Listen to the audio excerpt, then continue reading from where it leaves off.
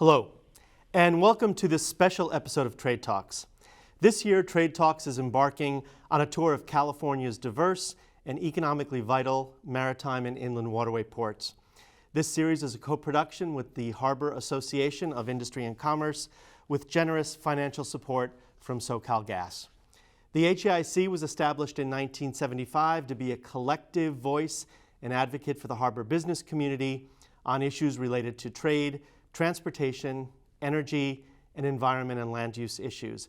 The HAIC is also committed to workforce development, ensuring that the harbor community and the many businesses which serve it have a steady stream of talent. And here at CSULB, we are grateful for their continuous support. Today's focus is the Port of Hueneme, and my guest is Port Director and CEO Kristin Decas. At a time when the ports of Los Angeles and Long Beach have been in the spotlight because of global trade disruptions, it's good to be reminded that California's other ports contribute to the state's position as the nation's leading trade gateway. Please join me as we turn our attention just a little bit north of the San Pedro Bay to Ventura County on this edition of Trade Talks.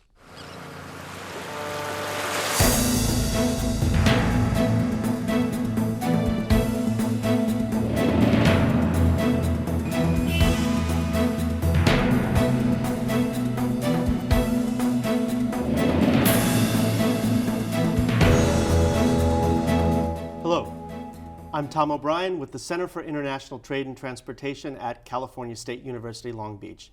And this is Trade Talks. Welcome to a special discussion sponsored by the Harbor Association of Industry and Commerce with support from SoCalGas. My guest today is the Port of Hueneme's Director and CEO, Kristin Decas. Since beginning her tenure with the Port of Hueneme in February 2012, the port has grown 33% in cargo volume and now ranks as the fourth largest container port in California and among the largest auto ports in the nation. Over $75 million in infrastructure improvements are underway under Kristin's watch, including the installation of shoreside power for refrigerated cargo ships and handling equipment, as well as a harbor deepening project that renourishes local beaches. Kristin has also led the Committed to Community program, food drive events which leverage port customers, small business owners, volunteers, and local health clinics to bring over 1.1 million pounds of produce and other resources to 40,000 families in Ventura County. Through Kristin's leadership, the Port of Hueneme initiated its environmental framework, which has led to the development of world-class air quality monitoring to South Oxnard. Another milestone, the port was the first to receive Green Marine certification in California and earned the title of the greenest port in the United States at the Green Shipping Summit in 2017. Kristin has also served as the president of the California Association of Port Authorities, representing California's 11 deepwater ports, and was the first woman to run both the Port of New Bedford and the Port of Hueneme. In 2015, she was elected to the chair position at the American Association of Port Authorities, the fourth woman to hold the port in the association's 107-year history. Kristin, welcome to Trade Talks, and thank you. That's a lot. You've been busy. Well, thank you for having me this morning. It's great to be here, and I appreciate the service of the university and HAIC to our industry. Thank you. Let's talk a little bit about how this background prepares you to lead a major California port like Hueneme. What actually does the port director do? Well, we wear many hats, port directors. One day you're out fighting for business development opportunities, you're negotiating multi-million-dollar contracts. Another day you're up against regulations in the pipeline and you have to influence policy. You're also just ground zero working and running a port, making sure that operations are running smoothly, efficiently. And then there's HR, administration, finance. There's a lot to it. And I think people tend to think that the ports of LA and Long Beach are sort of the model for port operations, but there's a lot of complexity to what you do at the Port of Hueneme. Can you talk a little bit about what makes Hueneme unique. And maybe even share with our audience where Hueneme is. I think that's probably a good place to start. Sure. Hueneme is about an hour north of the San Pedro ports. I would say it's the only deep water port between LA and San Francisco area, just to give some perspective of where we sit. We are geographically, strategically located, being in the backyard of LA and Long Beach, because we're in that large metropolitan basin. And in terms of what you focus on as your business, right? I mentioned Autoport in the introduction. What does that mean in terms of your operations? What types of cargo are you moving? Sure. So in terms of the automotive segment of our portfolio, we are the 6th largest auto port in the country. We move 10 different brands through the system into 13 states in the country. We're also very heavy on refrigerated cargo coming through the port.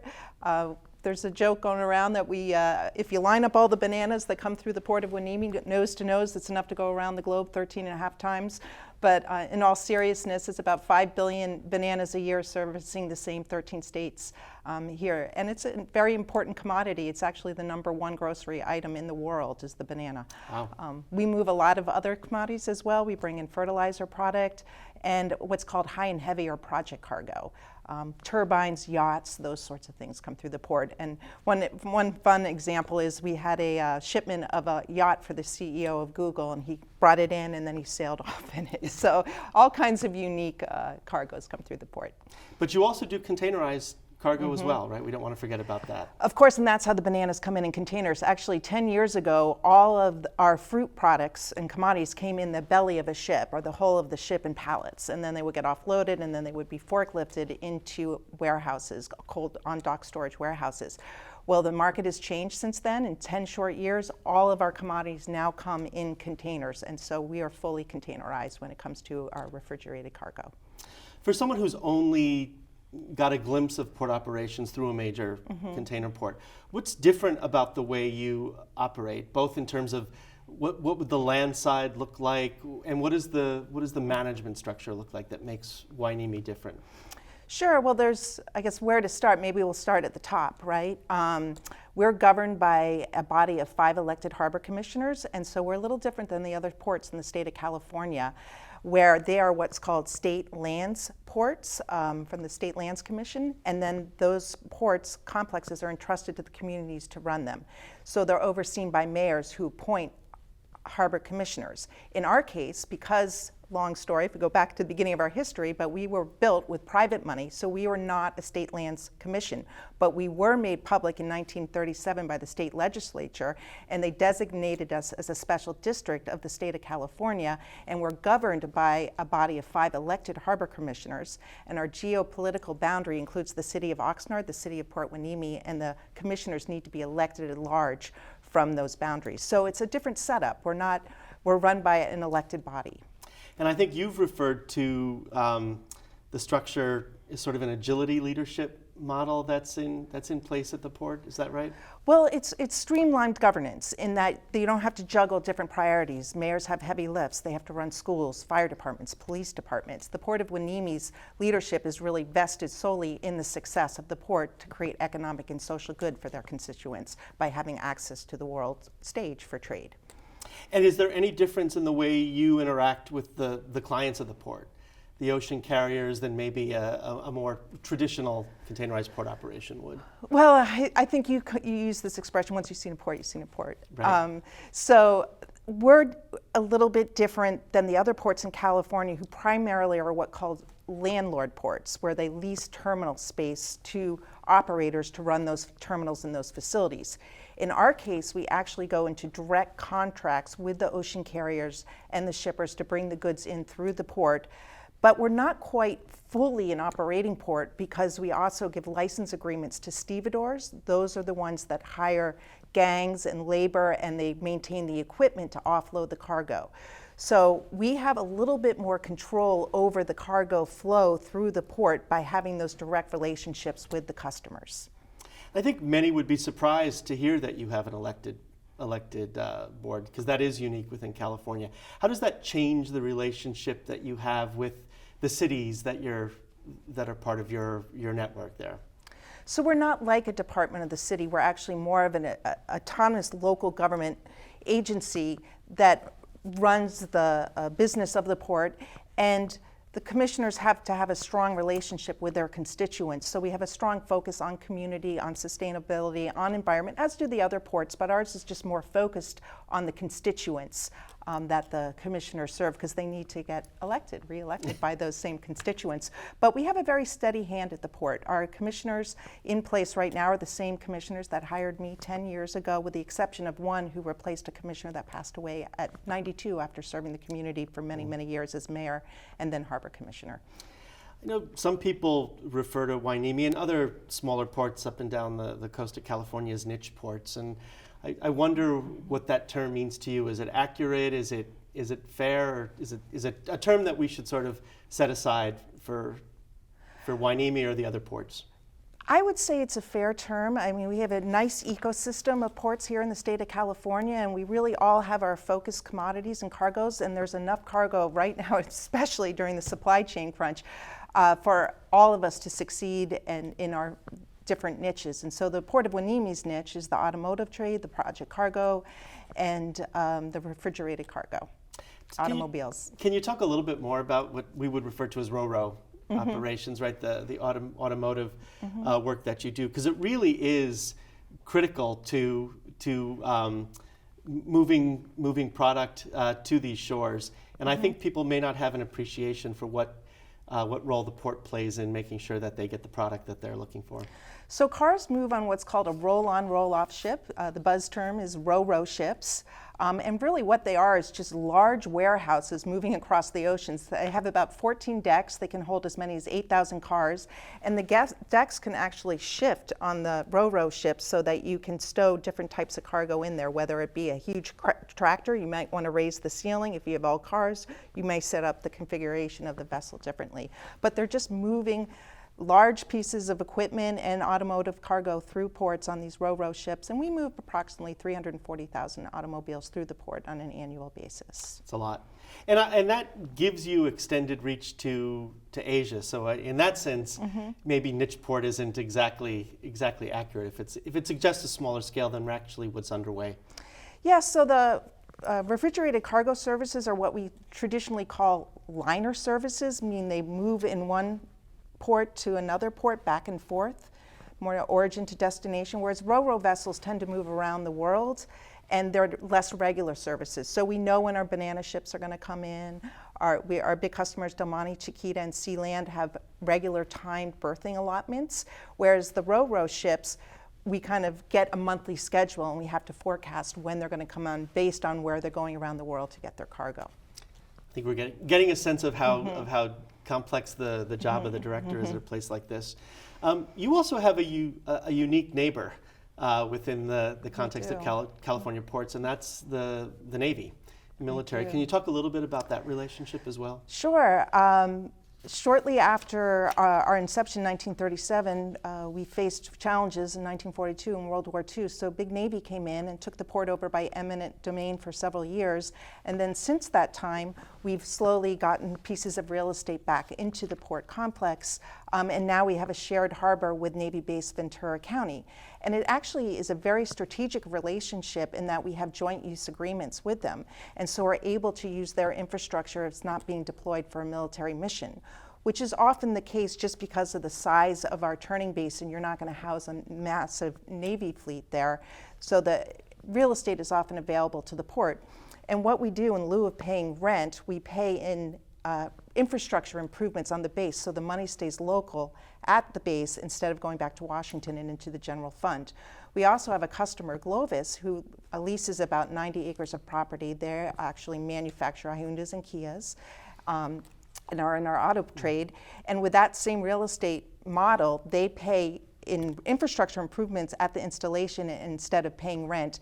And so over the last 10 years, about $66 million has gone into the Navy for infrastructure improvements, which really is a great public-private win and a great relationship. And particularly during the supply chain crisis, they've really stepped up, allowing us to stage cargo over there and really increase throughput and help put a dent in some of the congestion and supply chain disruptions that we've been experiencing.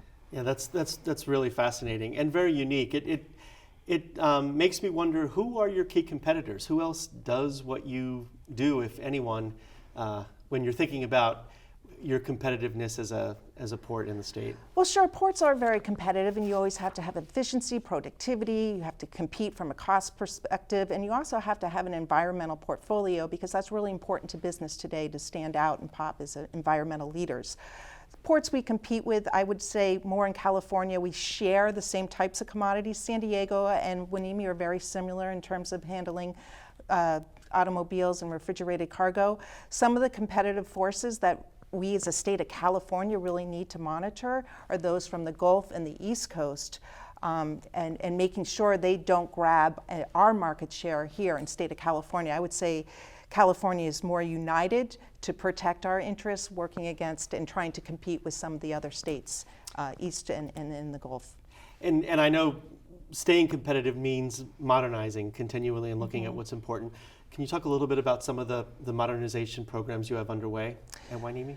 Sure. So as I mentioned, the different business model in the break bulk commodities, when we brought everything in pallets and in forklifts, makes a very different complexion of a port facility. So we've really had to gear up to be able to handle all of these containers, which involves acquiring cranes, which we didn't have previously. So now we have 5 electric cranes from our stevedores, own and operate those. They're hybrid electric cranes. And you also have to stage cargo differently. So our warehouses on dock have become obsolete. So we're in the process of having to demolish those facilities so we can gear the port up better for handling the containerized cargo. And you're also looking at some new partnerships, including ones with FedEx. Maybe you can talk a little bit about that as well. Sure, I think I'll back up just a second and kind of explain how Port Hueneme works. So we have about 120 acre footprint on dock. So how do you handle $11.4 billion worth of cargo on a 120 acre footprint? So what we actually have is outside the port complex is a handful of private terminals that are owned and operated by the shipper or the ocean carrier. So once the cargo, for instance, whether it's a car or container, lands on the port, it's pretty much virtually going to leave our facility and go out to these private terminals. And so the cargo moves very swiftly through our facility, and we don't get congestion and bottlenecking. And it's a great business model in terms of our overall productivity and efficiency, and allows us to be very mobile and take on more cargo as long as we have the supporting infrastructure off port. And so part of our modernizing efforts are to look at how we can build up that capacity.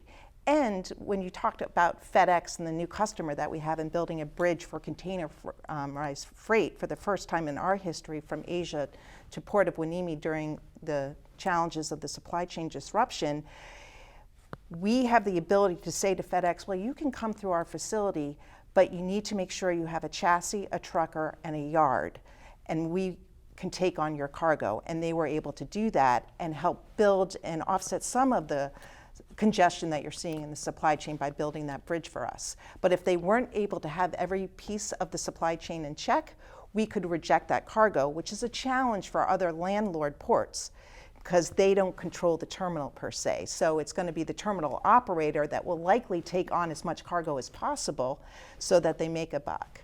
And when you reference landlord ports, you're talking about that traditional model that people would be familiar with in a place like Los Angeles or Long Beach. Sure. Good.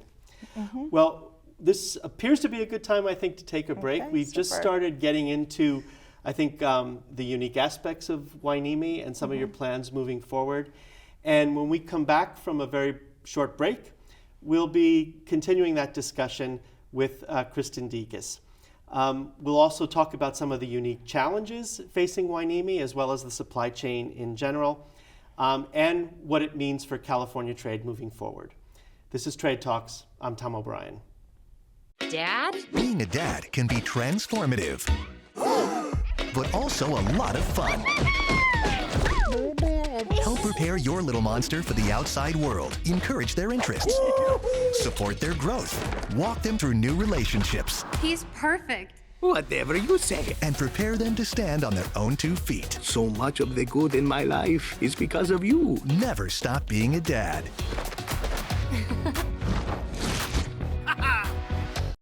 Welcome back to Trade Talks. I'm Tom O'Brien with the Center for International Trade and Transportation at California State University, Long Beach. And my guest today is Kristin Decas, the Director and CEO of the Port of Hueneme. And this Trade Talk series is sponsored by the Harbor Association of Industry and Commerce and SoCalGas. Kristin, welcome back. Thank you. Great to be here. Before the break, we were talking about some of the modernization and infrastructure improvements you were making. You're also looking to do some work outside of the gates. If you want to talk a little bit about work you're doing to connect the port operations with the network that gets the goods out of the ports. Yes, sure. So part of what we're finding is of this pandemic, if you will, in the supply chain disruption, is that you're seeing a lot of operators in ocean, or shippers, really the shippers, right, the retailers, wanting to get more control of the supply chain. So that's put a lot of pressure on the system and building resiliency. And so we're seeing a tick up in demand, wanting to call on ports like the Port of Hueneme because we offer different types of solutions for them. And what that means is that we need to invest inside the gate and outside the gate, as you just mentioned. And so we're looking at how we can continue to build off our business model and have more inland ports to support the growth that we can realize and tap into inside the gate. And so we're looking to build a logistics park. We're working with some property owners. There's 22 different owners, so it's a touchy negotiation, but there's some real estate outside the port that we're looking to develop to support our continued portfolios and look at growth opportunities. And I think the port's also looking at expanding something perhaps as basic as parking availability, but how critical is that to what you do? So it's really important, and cars are a very high margin commodity for us. We may handle more in volume in bananas, but by revenue, the cars are a very important business segment for the Port of Hueneme. And as we want to grow containers, again, that's sort of that different business model. We need more staging area. We need to be able to stack containers, and we need space. But we'd also like to stack cars. But you can't stack cars unless you have something called a parking structure. So we're looking to build a parking structure inside our gate, and with all of the attention on the supply chain and these opportunities that are in the pipeline for infrastructure funding through the federal government as well as the governor's budget, we're trying to tap some of that opportunity and that funding opportunity to build up our port both inside the gate and outside the gate. So is it fair to say that the pandemic has maybe been good for business? I mean, with the image we have is some really turbulent supply chains, but it sounds like you're moving forward and in a way that is a response to a renewed profile and higher profile because of your opportunity and ability to fill gaps.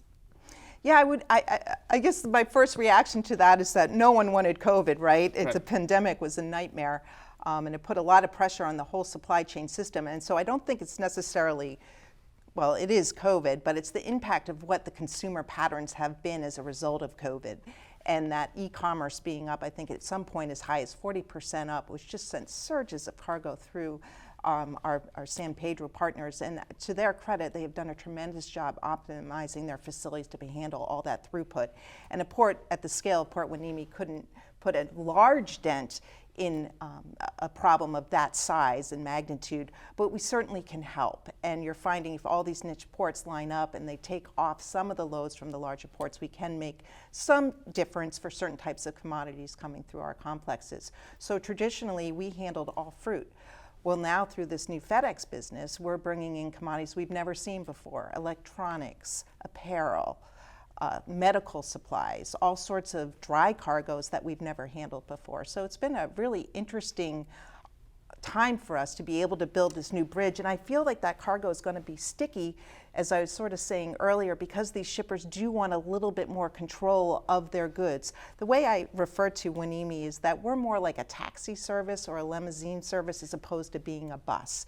And so you pay a lot less to get on the bus, but not so much anymore, right, because of the pandemic. So people are starting to rethink how they move goods. There's more of a premium on origin to destination and speed to market, as opposed to just cost being the primary factor of what's driving cargo. So you are seeing some shippers the Home Depots of the world, the Walmarts, TJ Maxx's, wanting to get more control and even consider chartering their own vessels on smaller ships to come to ports like Hueneme and San Diego, some of the Pacific Northwest ports, to have more fluidity when you see times of congestion like we've seen here at historic highs in congestion. So you've seen growth in both imports and exports then?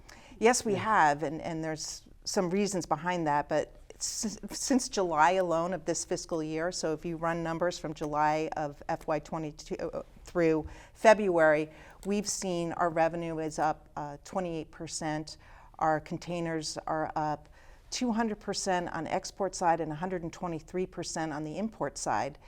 And then we're seeing some crazy things in the high and heavy world and on the row ships. Our high and heavy cargo is up 143%. And to give some perspective to that, traditionally, we might move 40 pieces of high and heavy equipment.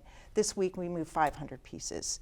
And some of the things that are coming on these ships traditionally would go in containers, and then they would go through the San Pedro ports. So now we're watching our longshoremen run off vessels and forklifts and things that would traditionally go in containers. So it's just mind-boggling when I go out on the docks and I see all these different types of small pieces of equipment that are actually getting driven off ro-ro ships that would typically handle these big containers and, not containers, excuse me, tractors and equipment and those sorts of things. So it's been really interesting. On the other side, kind of flipping over to the auto side of the house, it's been seriously impacted. Our auto business is down 19%, primarily because of the semiconductor chip and the problems in manufacturing, both due to COVID and crunches in the supply chain and the increased demand for this chip. It's in everything. It's in a car, it's in a refrigerator, it's in our phone, our laptops that we've been relying on during the pandemic. And so it's really hit the automotive segment quite hard. But because we're doing so well in the high and heavy and container side of the house, our revenue is actually up 28% year to date. So it's just a new phenomenon. It's a different paradigm shift in cargo movement at the Port of Hueneme. And I know this requires you to work differently with new customers, but what does it require in terms of coordination with the other ports along the coast? Has it changed your relationship with the San Pedro Bay or Oakland? Well, we have the California Association of Port Authorities, and that's where the ports come together, and we really collaborate around common issues. And there's a lot of common issues that we rally around, particularly now we're fighting for infrastructure funding. Particularly important to all the ports to increase their capacity to be solutions to the supply chain. So we really come in with a united front through CAPA on various types of issues. Another one would be around regulatory issues and trying to influence policy that we have rational policies governing our port complexes. The changes you've talked about, the new ways of doing business, are they likely to stay? Is the pandemic resulted in really systemic changes moving forward? That's a great question, and there's a lot of unknowns. I think we have to put our crystal balls out, right? So there's kind of, the way I look at it, there's three big factors right now. Will consumer trends shift? Are we going to go back to a more service-oriented society as we come out of COVID?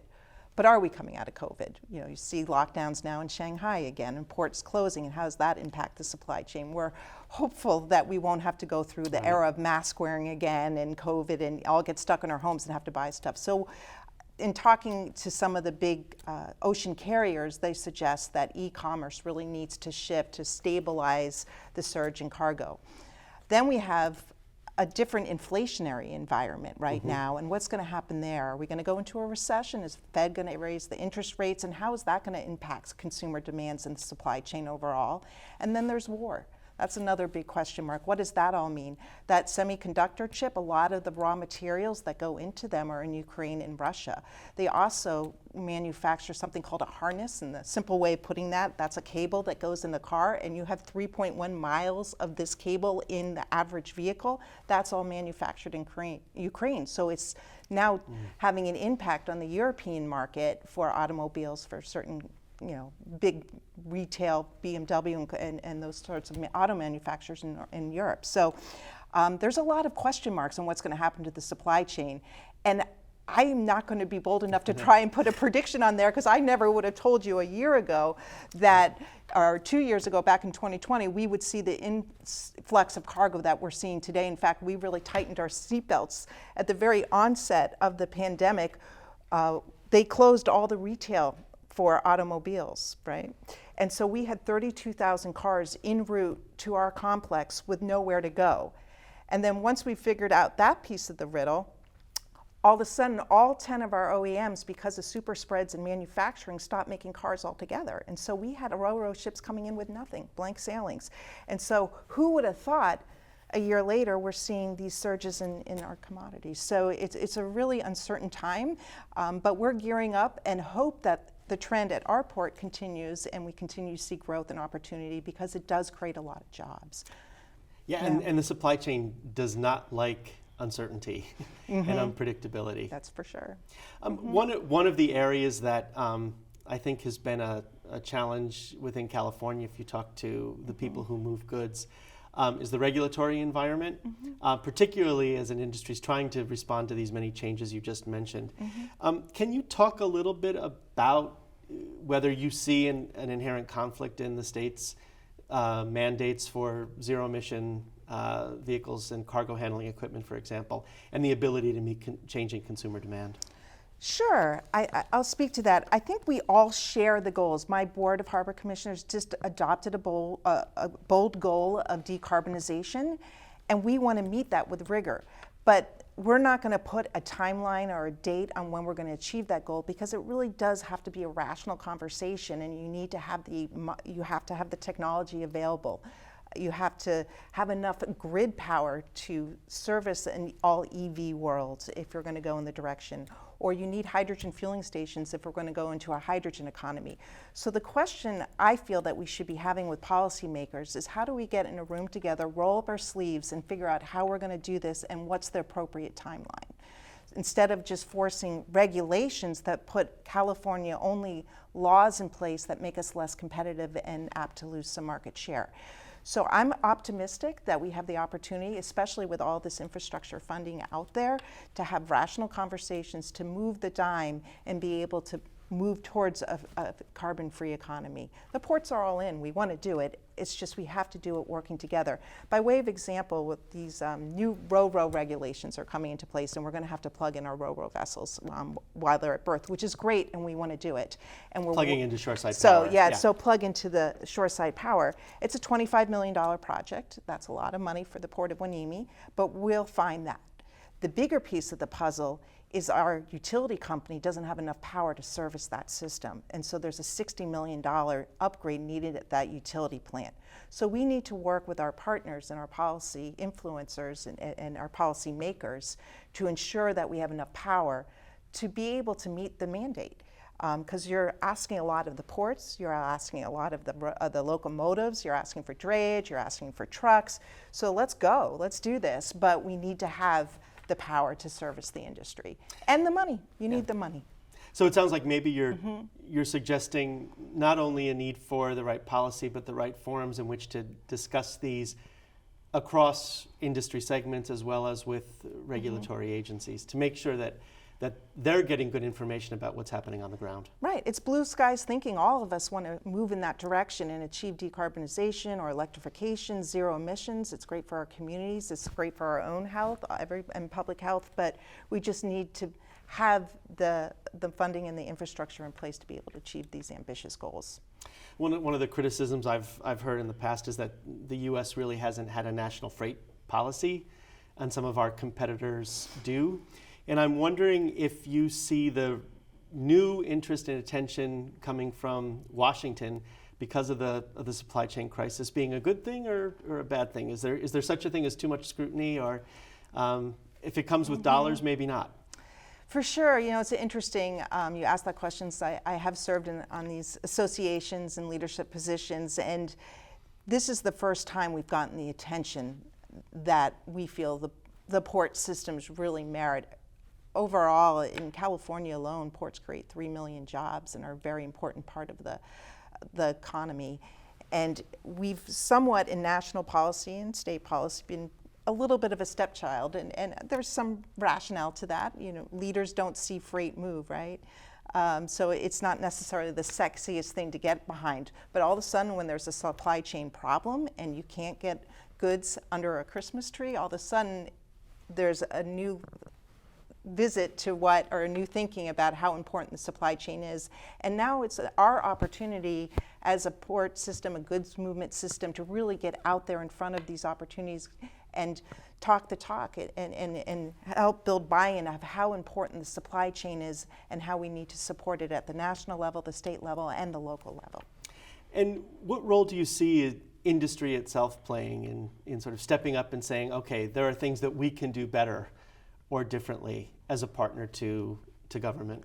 Sure, I think we could do a better job at talking with one another. I was just on a testimony in Congress around decarbonization in ports and economies, and we had shippers on the panel that are talking about running their ships on certain types of biofuels, and the ports haven't been privy to that conversation, so how are they going to fuel up at ports, right?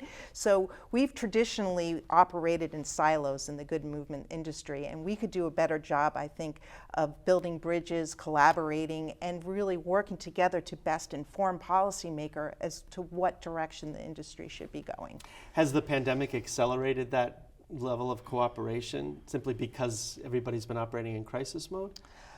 That's a good question, Tom. I think there's been some summits here in Long Beach, in fact, with our GoBiz team and some of the leaders from Washington coming together and rallying around. I think you're talking about building a freight, maybe a freight cabinet level in Washington. There's certainly been talk about that. Yeah, there's been a lot of that, and then how does that pipeline down into state government? But I think we have a ways to go in terms of really working together and accelerating our voice in those forums, both at the state level and the national level. And I know you've had leadership positions in some organizations that might serve that purpose. Mm-hmm. And after a short break, we'll start by talking about your work with CAPA, as well as the American Association of Port Authorities, and maybe look forward to the future and get your predictions about what might be coming down the pike. Sure. This is Tom O'Brien. This is Trade Talks, and we'll be back with Kristin Decas from the Port of Hueneme after this short break. Great having you. Incredible women. I wish they had those kind of cool careers for women when we were growing up. So in this flashback, we're all the same age? Yeah. What does everyone want to be when they grow up? If I say 2 jobs, do I get extra credit? No. I want to make immersive video games. I want to revolutionize 3D printing. I want to analyze data from the cloud.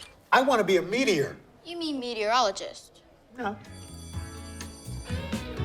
That's great, follow your dreams. For the record, I was a baby in the 70s.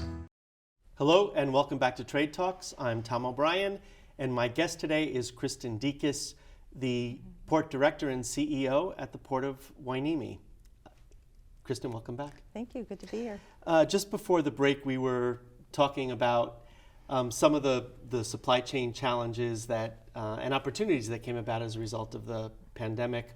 And I'm interested in your perspective in leadership roles at the California Association of Port Authorities and the American Association of Port Authorities, because that gives you some unique insight into how the rest of the nation and the rest of the world is responding as well from a port perspective. Sure. So these associations can be very powerful in how they influence policy decisions. This is particularly timely right now as we're facing these supply chain disruption, and trying to build up infrastructure and capacity is a really important conversation that we're having at both the federal and the state level. And these associations lend us an avenue to really come together and be a more powerful and united voice around those issues. And you've had a chance to sort of look at the way ports operate around the globe. Mm-hmm. Is there a best practice that you point to, or do you look at somebody and say, that's a leader, that's what we aspire to be? So that's a really great question, and that's another role of these associations, is where we all can come together. And the industry really is quite small, even though it's so grand. But we really use these associations as a place to interact with one another and network and really learn what those best practices are, whether it's around cybersecurity, port security, environmental practices, operational efficiencies. All sorts of conversations happen inside those groups that really make us a better industry. And so all of what you've just enumerated is what makes a port competitive, I guess. Is that what you're saying?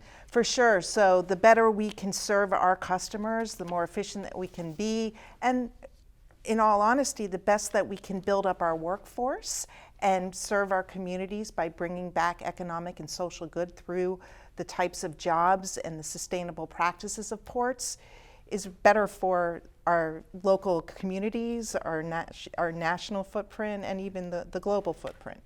You just referenced both environmental measures as well as cybersecurity. And my guess is, had we had this discussion maybe 10, 20 years ago, they would not be in the mix when we're talking about what really makes a port operation successful. Is that fair to say? I think that's quite true. My background actually is in environmental policy and law, and I don't know if that's a degree that would land you a port director job 20 years ago, but it's becoming increasingly important being leaders in the environmental space to ensure that we have operations that protect public health and air quality and those sorts of things. When you look at the work that you want to do projecting toward the future and future success, is it in increments of 5 and 10 years? Are you looking at 20 years down the road or even further beyond? What's most critical to you? So at the Port of Hueneme, we're in the process of updating our strategic plan. It was sunset in 2020. It was a 5-year plan at that time, and we figured that horizon actually wasn't a long enough stretch, so we wanted to make it a 2030 plan. And then COVID hit, so we sort of given up and giving it a year number and just coming up more with a 10-year planning horizon. And so we're looking at building up certain pillars through our strategic planning process, primarily around infrastructure, which is so important to increasing our capacity, around economic vitality, which is that to create jobs and create economic prosperity, around environment, around innovation, and then social equity and inclusion. So those are the 5 pillars yes, for they your are. strategic planning. I'd like to talk about some of those a little bit and see what you're preparing for. Technology is critical. Information exchanges, the ability to move cargo more efficiently. What's at the top of your list or at Hueneme's list for the next 10 years? So one of the big space in the tech world and conversations all the ports are having is bringing visibility into the supply chain and data optimization. That's a very big conversation that's happening globally around the supply chain. For us in particular, we're very interested in that and how we amp up in that arena. But we're also at the local level doing something that I think is quite cool. It's a collaborative. It's called FathomWorks, where we've partnered up with our Navy, with our Economic Development Collaborative, with a company called Matter Labs, which is a venture capitalist company, and very brilliant young men that run that and have access to the tech community, and the port. And we've designated some warehouse space behind, on our complex. It's an opportunity zone, which gets some of the tax benefits around the opportunity zone and deferred investments in tech and innovation. And we have about $8 million of equipment in there that the Navy's provided. And so we're actually able to print a car engine in this space. We have simulators back there, all kinds of really cool stuff. In fact, now it's so fun to say that we're printing equipment to support our shoreside power system, repair parts that are very difficult to get because they're made in Europe and whatnot. And we can actually manufacture these parts right at our port complex through this incubator hub. So the idea and the goal of this is to create bridges for tech for our community to come in and develop and sell it to the port or Navy, or vice versa, take developments happening inside the Navy, bridge to our incubator lab, and then commercialize it for the US consumer. So it's really quite cool. And then we've taken it to a whole nother level in that we're also inviting the youth to come in and play in this space. We have a drone cage, we have a tank where you can test underwater robotic equipment, and I'm pleased to say that we just had the region's high school robotics event at the Port of Hueneme, where we had 1,200 kids come and compete in this playground, if you will, of technology. And it was like NASCAR, right? So they had these robots that came up and they competed, of all things, in technology and transportation. So these robots were designed to offload cargo. So they're competing to offload the cargo of the robot, and then they race back to the pit to repair the robot so it can go on to the next competition. So really exciting things that are happening in this innovation space at the port. As an educator, that warms my heart. But it's fascinating because what you've mentioned is both seems like a short-term and a long-term approach to incorporating technology. And it also involves all of those partnerships that we've already talked about today. It's public and private, different levels of government, perhaps. Fascinating. And the opportunity to transfer technology that's developed in this space so it can serve other agriculture, for instance, or other sectors in our economy can gain from the technology that gets developed. So that's fascinating. Pretty cool. Congratulations. One of the hot button issues is with regard to technology is automation, what opportunities it offers, but also what it means for the future workforce, including a shift from labor to technology-based operations at a port. Is this something that you're thinking about at Hueneme? Is it part of the plans that you're making? So that's a very pressing conversation that's happening at the larger ports where you're seeing ship-to-shore automation, and the challenge is how do you green and automate technology so it's zero emission without compromising labor. At the Port of Hueneme, that's not something on the short term or even long term that I think is going to be a big question mark for us because we're just such a hands-on port. Right now, although it could change, you're talking about automated vehicles and whatnot, but you need labor to drive cars off ship. You simply do. We're running on mobile cranes. We don't really see a future of ship-to-shore automated technology at the cost for the scale of Hueneme. Our competitiveness is really grounded in our fact that we can get products from destination to origin quickly, and the pinpoint for that is not the mobile harbor crane. It's the whole system that gives us the flexibility and the speed to market. So to make massive investments in automation really wouldn't make sense for a modest increase in productivity just in that offloading piece of the supply chain. Right. There's also, I think, other work underway. The iHub project that's happening at Hueneme. Can you talk a little bit about that as well? So yes, the office of I think it's small business advocates under the governor's under the governor's office has designated the port of one of the state's 10 iHub designations this year.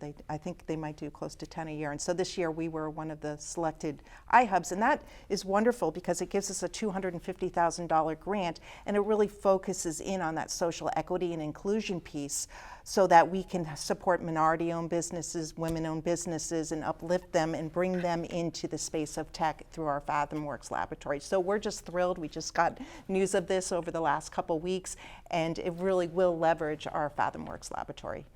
And you're creating and building talent pipelines for the future workforce, which, makes me wonder, what are you going to be looking for in terms of port staff when you're hiring in the next 10 years? Well, I'll hit that in a couple of ways. One of the things that we do at Port of Hueneme is we have a global trade and logistics class, and it's a class that runs every semester for 12 weeks, and we have experts from the field come into the port classroom, if you will, and educate students on maritime career opportunities, and then we take them out to the field so they can see all the different types of jobs affiliated with the port, and then the excelling student gets a paid internship with the port, and we've had students come out of that program and find themselves here at CSU Long Beach, and it's just one of the most rewarding things to really influence a life and see someone build a career that's so promising through this global trade and logistics class. The other note I'll make is that I had the pleasure of working with Tyler Reeb, and he published a book on the new mobility and empowering the workforce, and I was privileged to help participate in developing a chapter in that. And as part of that exercise, I wanted to really get a pulse of what our industry is thinking, or what are really characteristics that are important for the next generation of the workforce. And what I learned from every port director that answered the survey is the importance of those soft skills, of those leadership skills, of those interpersonal skills. You can train anyone in something and you can get a strong background, but you really need leadership and character. And so I would say that that still remains a very important part of the complexion of the next generation of our workforce. Right, and I think you raise an important point that the skills that can be developed in programs like the one you just mentioned prepare students for success wherever they land, whether it's in the port sector or not. So kudos to you for that. Apart from the technology and some of those, some of the workforce trends we talked about, there are other broader societal trends underway. I think we mentioned the new or enhanced awareness of the environment. How do you see that impacting the work that you do 10 years down the road? Is it an acceleration of what's already underway? Well, what I think would be cool is really, again, going back to that blue skies thinking and really be able to move in that direction of the zero emission port complex, and then lifting up the people that live in our communities to be able to tap those jobs in that space and be part of growing that technology. And the question, Bill, is how do we develop those pipelines for our communities who are often lost? In Hueneme, 29% of our students in Oxnard don't graduate from high school. How do we change that? And how do we build that pipeline for those people to really be the benefactors of the jobs that are created through the goods movement system? And California really has taken a leadership role in that area. So is it fair to say that, can I assume that you're bullish on California's future as a leader in trade? I think we have a lot going for us in California. You may hear of the mass exodus and those sorts of things, but we have the geography, we have the resources, and we have the talent in the state, and I'm highly optimistic that we're going to get this done. So in terms of how you're going to define competitiveness in the future, we've talked about defining it in the present. Anything new you would add to the mix? You know, one thing that I guess I would say, one of the most compelling things, and not to toot your horn, but I really believe we have such a strong academic system, both through the UC schools and the CSU schools in the state, and they're highly competitive. As a parent that has a daughter in the Cal Poly space or system in university, it's very competitive access to really great education, and I think that's going to be really important strength for us in this California economy. And if your partners outside of the state ask you what makes California unique apart from the education sector, what would you tell them? I think we really are leaders in the environment. We are the only ports in the world really that require that ships get plugged in. They are doing it in other places, but we really lead the way in terms of reducing emissions, focusing on inequality. It just comes down to having the balance and how we do that in a way that you don't break the back of the goods movement system. And so as we sort of near the end of our discussion, we've learned a lot about Hueneme. Thanks for that. Is there something that we haven't covered, that as part of the story for Hueneme, that you would like to have everyone know about? Sure, I think I'd like to highlight our contributions to the community. Traditionally, we would have a banana festival. When I started about 10 years ago, was our 75th anniversary at the port, and we decided to celebrate this with a banana fest to bring in the community and showcase the value propositions of a working port and what we really do inside the gates. And so day one, I'm driving to the first event with my daughters, who at the time were 7 and 9, and there's all this traffic. I couldn't believe it. We expected it would be great if 1,000 people showed up. Well, 8,000 people came to the port that day, and we ran out of bananas at 3 o'clock. But it's gone on now as an annual tradition to have this festival, and upwards of 12,000 people on an annual basis come out to the port.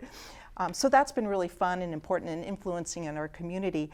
But with the COVID pandemic, we weren't able to obviously have this event. And so we really kind of switched gears and thought, how can we continue to support our community, particularly during these really tough times when we're shutting down our economy, and the port's doing well. So we took our resources and we started something called Feeding the Front Lines, where our customers set up, and Del Monte contributed 1.1 million pounds of produce, as you said at the beginning. And we also found other partners in Food Share that brought all this food, and we did these food drives. And every time we did one, close to 500 to 1,000 people would either walk or drive up to get some goods. So it's been rewarding in the sense that we were able to make somewhat of a touch to our community during this really tough time and provide enough food to last a family 2 weeks through each food drive. So that's the DNA of the Port of Hueneme. We really want to give to our environment, and we want to give to our community, because why else move goods if you can't make a difference in the world? Yeah. That's a great place to stop. You've really emphasized the fact that when you've seen one port, you've seen one port, and Hueneme is really unique, and I'm really pleased that we can share your story and the story of the port with our audience. Thank you for being part of Trade Talks, and I hope you will join us the next time we gather around the negotiating table. I'm Tom O'Brien. This is Trade Talks. Thank you.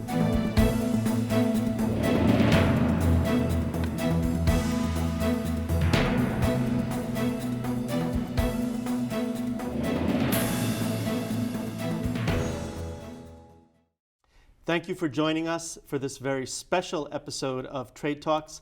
My thanks to our guest, Kristin Decas, Director and CEO of the Port of Hueneme, and thanks to the Harbor Association of Industry and Commerce and SoCalGas for the generous support of this year's Trade Talk series. You'll find more information about HAIC's work and the ways you can become engaged at the bottom of the screen.